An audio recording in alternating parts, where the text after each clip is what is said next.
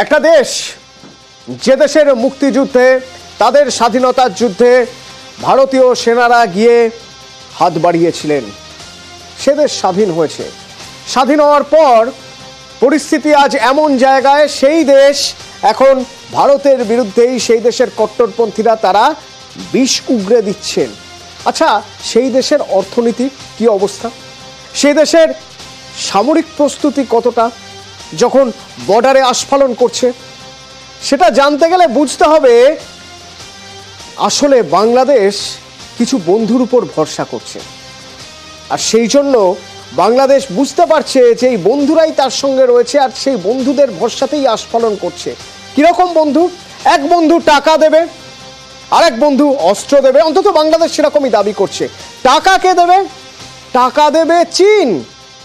এবং চীনের প্রশংসা সর্বসম্মুখে সাংবাদিকদের সামনে চীনের প্রশংসা করছেন বাংলাদেশের তদারকি সরকারের যারা মাথায় রয়েছেন। তারা বলছেন অর্থনৈতিক দিক থেকে চীন সাহায্য করবে। শুনুন।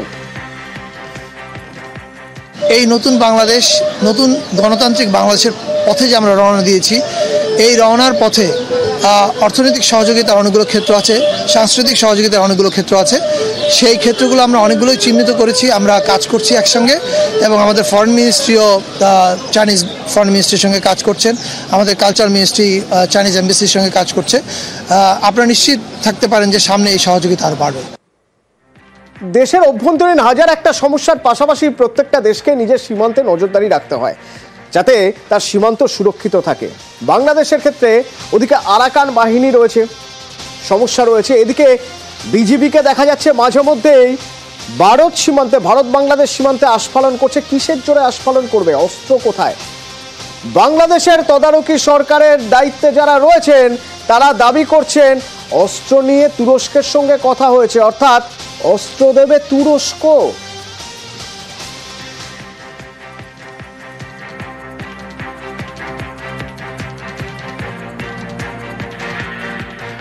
ওনারা জানিয়েছেন যে ওনাদের সামরিক রপ্তানি প্রায় $8 বিলিয়ন কাছাকাছি, এবং তারা উপযুক্ত এবং খুব জুৎসই সামরিক প্রযুক্তিতে তারা বিনিয়োগ করছে এবং তাদের এই বিনিয়োগের আগ্রহ দেখিয়েছে।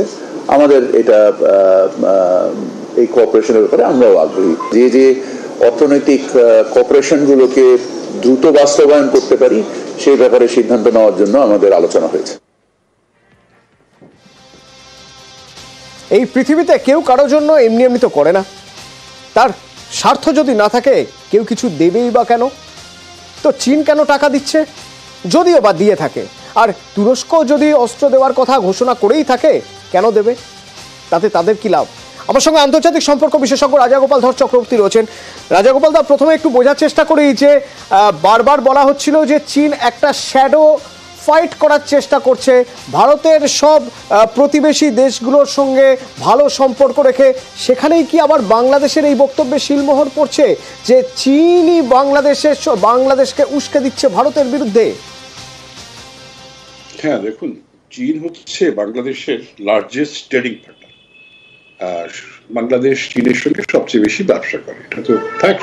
দ্বিতীয় অবশ্য আমরা, তো যাই হোক, দ্বিতীয় আমরা, এবং আমরা সবচেয়ে বেশি জিনিস বাংলাদেশ থেকে কিনি, চীন কেনে, আমাদের অর্ধেক কেনে। যাই হোক, সে প্রশ্ন আলাদা।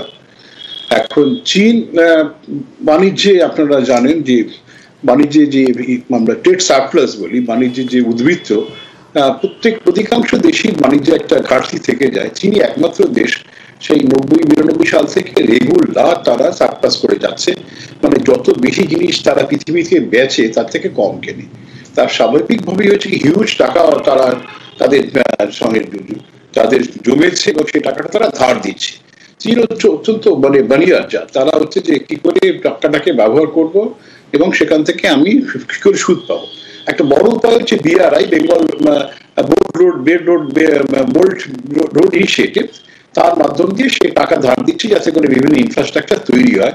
এছাড়াও চীন টাকা ধার দেয়, এবং দেখা গেছে চীনের যে টাকা ধারের সুদের হার, সেটা কিন্তু মানে ওয়ার্ল্ড ব্যাংক বা অন্য যে সমস্ত মাল্টিল্যাটারাল এজেন্সি আছে তার থেকে অনেকটাই বেশি। টাকা ধার দিয়ে সে লাভ কিনতে চায়। এখন এটা ছাড়াও চীন দেখুন যে পৃথিবীর সব দেশের সঙ্গে কিন্তু এই ধরনের বাণিজ্যকে জুড়ে পড়েছে। সে মনে করছে যেখানেই সুযোগ আছে সেখানে আমি বাণিজ্যিক সম্পর্ক স্থাপন করবো। বাংলাদেশ তো এখন দেখা যাচ্ছে ভারতের সঙ্গে সম্পর্ক খারাপ, ভারতের বাংলাদেশের বাজারটা হারতে চলেছে বা মূল্যবিত হচ্ছে।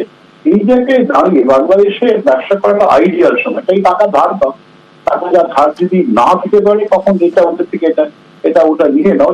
সেক্ষেত্রে বাংলাদেশের পরিস্থিতি শ্রীলঙ্কার মতো হয়ে যাবে না তো রাজাগোপাল দা? সম্ভাবনা তো রয়েছে যদি আপনি এইভাবে চলতে যান। শ্রীলঙ্কা যে জিনিসটা আমরা দেখেছিলাম যে বাংলাদেশের এখন যা দেখুন এক্সপোর্টে 80% আসতো রেডিমেড গার্মেন্টস থেকে, এটা প্রায় বন্ধ হয়ে গেছে এবং সেটা তার ফলে এক্সপোর্ট বিরাট ভাবে ধাক্কা খেয়েছে। আপনি যদি শ্রীলঙ্কার কথা বললেন, শ্রীলঙ্কার একটা বড় এক্সপোর্ট আসতো ট্যুরিজম থেকে। এই ট্যুরিজমটা বিরাট ভাবে ধাক্কা খেললো যখন আমরা দেখলাম যে ইস্টারে ভায়োলেন্স হলো, একই সঙ্গে আমরা দেখলাম কোভিড-19 হলো। এইসব কারণে তাদের এক্সপোর্ট আর্নিং বিরাট ভাবে কমে যায়। বাংলাদেশে কিন্তু এক্সপোর্ট আর্নিং বিরাট ভাবে এই রেডিমেড গার্মেন্টস যেভাবে এফেক্টেড হয়েছে। রেডিমেড গার্মেন্টস এর যারা মালিক ছিল অধিকাংশ আওয়ামী লীগের নেতা বলে তাদের ফ্যাক্টরি থেকে সবকিছু লুটে নিয়েছিল। এই জায়গায় দাঁড়িয়ে রেডিমেড গার্মেন্টস এর যে ক্ষতি হয়েছে, যে বাজারটা অনেকটাই ভিয়েতনাম দখল করেছে, কিছুটা ইন্ডিয়াও দখল করেছে, তো এই ক্ষতিগুলো তো বাংলাদেশেরই হয়েছে। কিন্তু এই অন্ধ ভারত বিরোধিতা শেষে বাংলাদেশকে নতুন কোনো সমস্যার দিকে না ঠেলে দেয়। রাজাগোপাল দা, আমি এবার যদি তুরস্কের কথা ভাবি, তুরস্কের কি কারণ থাকতে পারে কোনো সামরিক চুক্তি করার? তুরস্ক থেকে বাংলাদেশে অস্ত্র আসবে, এটা কি নেহাতি ফাঁকা আওয়াজ নাকি এর পিছনে সত্যি কোনো কূটনৈতিক বিষয় থেকে থাকতে পারে? না, ফাঁকা আওয়াজ নয়। তুরস্ক কিন্তু বাংলাদেশের সঙ্গে ব্যবসা বাণিজ্য বাড়িয়েছে এবং আপনারা জানেন যে বাইরাক্টার TB2 যে ড্রোন, এই বাইরাক্টার TB2 ড্রোন যেটা কিন্তু তুরস্ক তৈরি করে খুব পাওয়ারফুল ড্রোন। আপনি যদি দেখেন ইউক্রেনের সঙ্গে রাশিয়ার এই যে লম্বা লড়াই চলেছে, রাশিয়া অর্থ মানে শক্তিশালী। আপনি যদি যে সমস্ত পাওয়ার ইন্ডেক্স আছে, ফায়ার পাওয়ার ইন্ডেক্স রাশিয়ার 2 নম্বরে আছে, আর ইউক্রেন 18 নম্বর কি এরকম নিচে, অনেকটাই নিচে। কিন্তু লম্বা দেখুন প্রায় 3-4 বছর ধরে লড়াই করে যাচ্ছে ইউক্রেন। এর কিন্তু বড় কারণ হচ্ছে ইউক্রেনের ড্রোন শক্তি, এবং এই ড্রোনের একটা বড় শক্তি তারা পেয়েছে তুরস্কের কাছ থেকে, বুঝেছেন? তুরস্ক বিরাট ভাবে তাদের এটা পাঠিয়েছে, বিক্রি করেছে, সাহায্য করেছে। বাংলাদেশও তুরস্ক থেকে ড্রোন কিনেছে এবং 12টা মতন কিনেছে। আমার ধারণা ওরা এই আমাদের যে সীমান্তের লড়াই করতে চাইছে না, নানান জায়গায় ওরা দেখি মাটি খুঁড়ে উঠে বাংকার বানিয়েছে।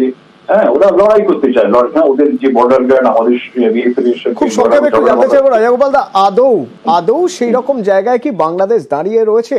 লড়াই করার মতো পরিস্থিতি বা অর্থবল, সৈন্যবল বাংলাদেশের রয়েছে, নাকি এই আস্ফালন নেহাতি হাস্যকর এক আস্ফালন?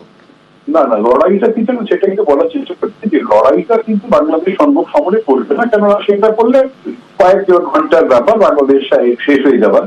কিন্তু ওরা এই যে বর্ডার দিয়ে ঝামেলা করার, যেটা পাকিস্তান আমাদের কাশ্মীরে যে করেছে, যে প্রক্সি ওয়ার যেটাকে বলছি, তারা নানান ভাবে আতঙ্কবাদী ছড়িয়ে দেওয়া, পাকিস্তানের একটা অ্যাডভান্টেজ তারা। থ্যাংক ইউ, ধন্যবাদ রাজাগোপাল দা। এই জায়গাটাই ধরতে চাইছিলাম যে প্রক্সি ওয়ার